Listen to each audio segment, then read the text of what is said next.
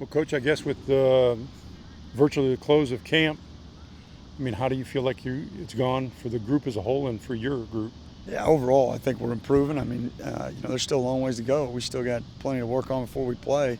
But definitely, I think the mentality's been better overall as a team. And within my position group, I've been excited with how they've just really worked on a daily basis. So to me, that's the biggest thing. It's just the day in and day out process and being committed to that I think we've improved on.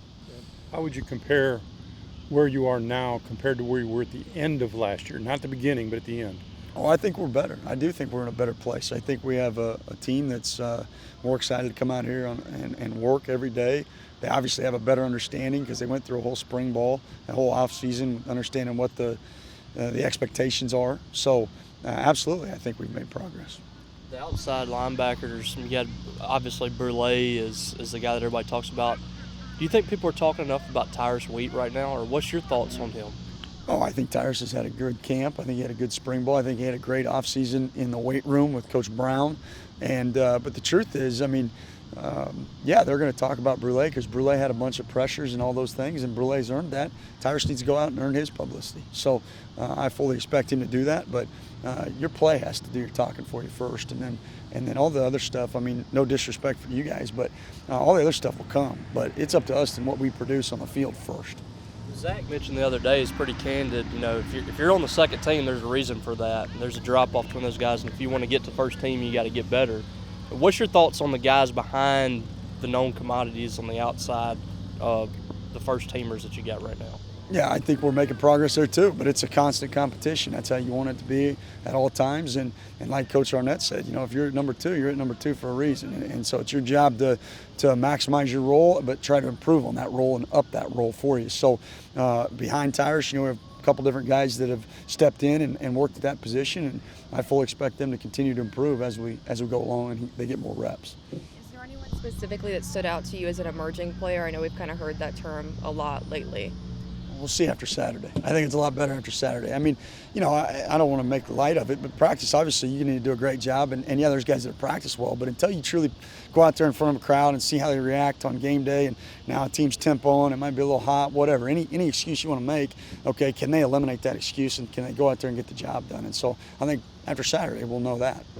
I apologize if I'm repeating things here, just showed up. But no, that's okay. What does Woody kind of bring to the return game, and kind of what role do you kind of envision for maybe him back there? Yeah, consistency. I mean, he's just a guy you can count on. But Woody's just a guy you can count on in everything, you know, whether it be return game, whether it be on punt team or you know, on kickoff team. I mean, Woody's a guy that he's going to do everything he can to help the team win, offense, special teams, and anything in between. How do you feel just about the depth overall, and like the amount of returners that you have kind of at your disposal, and you kind of maybe pick and choose who you want in certain spots, I suppose?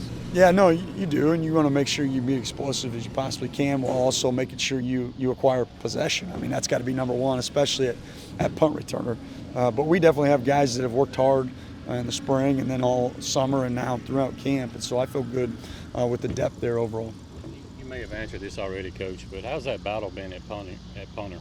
Yeah, it's been pretty tight, really. I met with them today. I mean, they're really neck and neck across the board. Now it comes down to who can come out and perform in a live situation. So they've both done a nice job for us, and Tucker obviously has the game experience here, but very, very excited about both of those guys and what they can bring. When did Archer get here?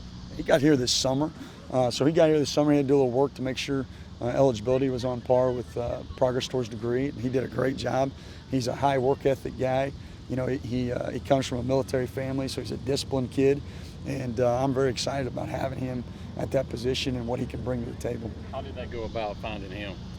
Just summer, you know, the workouts and the camps and the different things, and he was really kind of going all over the country. He came here for a camp and lit it up and did a great job, and we started recruiting the heck out of him, and luckily for us, he decided this is where he wanted to be. You talked about Woody being, you know, solid everywhere. A guy like Dietrich Griffin, I've seen him since high school. He just seems to have that knack to know where to hit on kickoff returns. What makes him special back there? I think fearlessness. You know, obviously the explosiveness is number one, right? But a kickoff returner, you've got to have a little bit of fearlessness to you. You got to be able to run through the smoke, and then you've got to have some patience to you too, because there's a timing factor that comes into kickoff return. Tulu has a pretty natural feel for that, of when to punch the gas and when to maybe, you know, wait just a second to set up his blocks, and then hit the seam, and so I'm very excited about having Tulu leading the charge there. How big was it just to get Brandon Ruiz back in this program this year for another season and to add him back into the mix? Yeah, that was a great day this summer when I guess it was this winter, right? He over the phone, he goes, "Hey, I'm going to come back." That was a relief. I mean, the guy, his play speaks for himself. You don't have to talk about Brandon too much. It's what he does is what's impressive. He's a guy that comes out and on a daily basis he works, and understands his craft, improves on his craft, and just really excited to see what he does this year. Yeah, how often have you had a kicker and a punter with that much experience?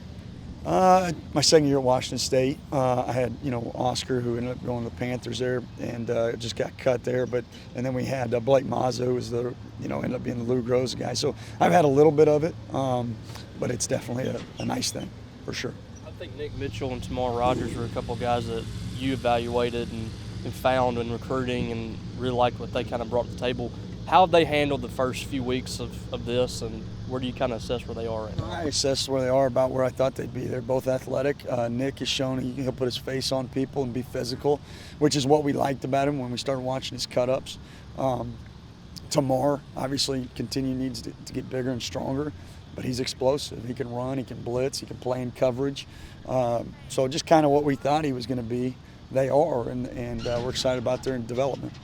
With the long snappers, between Colby and Hayes, what do you look for, I suppose, in a long snapper when you're deciding between who kind of gets that starting spot? Yeah, consistency. I mean, not to continue to use the same word, but that's what it has to be, right? You can't push a snap. You can't put a snap over somebody's head, and you've got to make sure you do a good job in coverage too. And then obviously on short snaps, you'd like to have a bigger body, but Paul Blackwell did it here for 2 years or whatever, and he wasn't a real big guy. So the fact of the matter is you better be able to put the ball where it needs to be, and then everything builds off of that. Is one leading the other at this point, or is it pretty I'd say they're pretty neck and neck. I got to look at the charts today. I mean, going into today, they were very similar at both. And I've talked one-on-one with both of them. It comes down to if they're the same guy, I'll play both of them. I'll play one at short snapper and one at long snapper. If one guy's got a little edge on the other one in both areas, then we'll put it on one guy. So I think it's a valuable thing to have two people that can do it if you want to split it up.